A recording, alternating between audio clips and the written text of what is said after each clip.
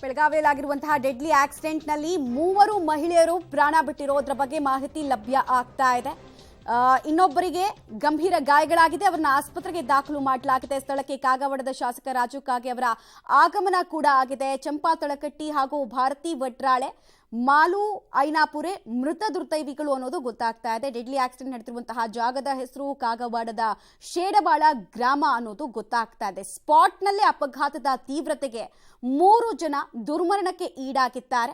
ಬೆಳಗಾವಿ ಜಿಲ್ಲೆಯ ಕಾಗವಾಡದ ಶೇಡಬಾಳ ಗ್ರಾಮದಲ್ಲಿ ಘಟನೆ ಆಗಿದೆ.